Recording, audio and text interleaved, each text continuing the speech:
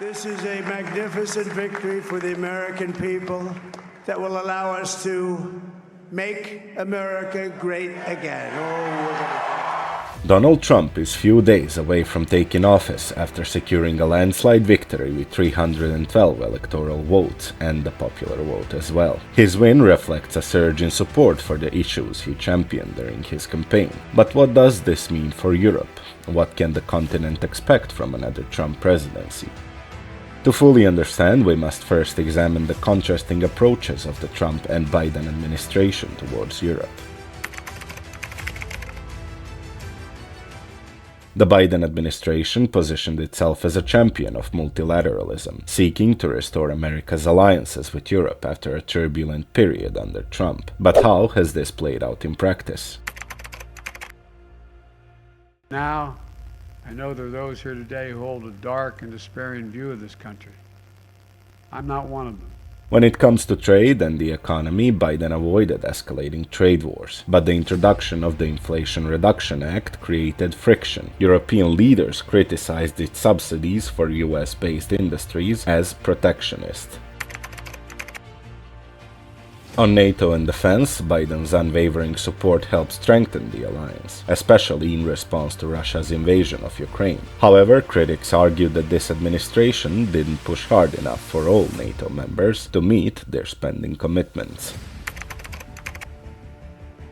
In terms of EU relations, Biden's administration focused on rebuilding trust, fostering closer collaboration on shared challenges such as climate change, trade, and global security.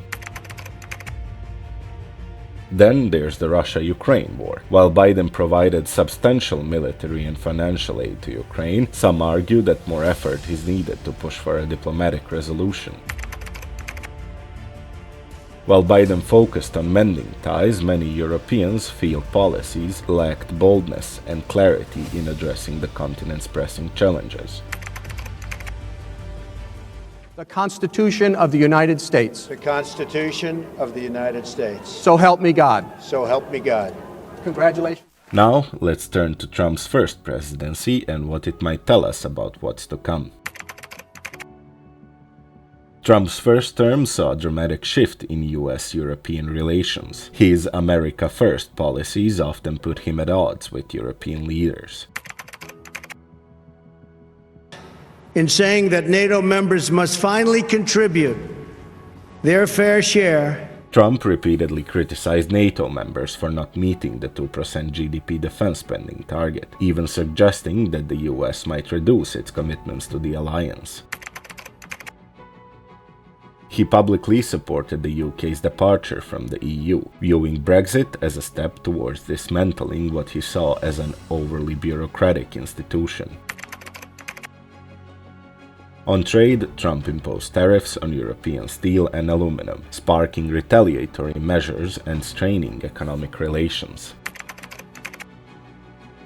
His withdrawal from Paris Climate Accord didn't help as well, causing significant friction given Europe's leadership in global climate initiatives. Despite these tensions, Trump's straightforward demands resonated with some European populist movements, which viewed him as an ally in their push against EU centralization. Now, with his campaign promises and past record, we can start to piece together what Europe might look like during his presidency. Trump has hinted at revisiting tariffs and negotiating trade deals, which could reignite some old tensions with the EU. His criticism of NATO is unlikely to fade as well, with threats to reduce US involvement unless European allies, quote, pay their fair share. He has also made a bold claim promising to end the war in Ukraine within 24 hours, while also asserting that the war would never have started had he been in office, though specifics on how remain unclear. On the other hand, Trump has expressed interest in forming stronger bilateral ties with individual European nations bypassing the EU altogether. This mix of potential conflicts and opportunities leave Europe at a crossroads, requiring both resilience and adaptability to navigate the challenges ahead. Now that we've explored the possibilities, we'd love to hear your thoughts. Are you optimistic about Trump's return and potential benefits for Europe, or do you see challenges on the horizon? Let us know in the comments below.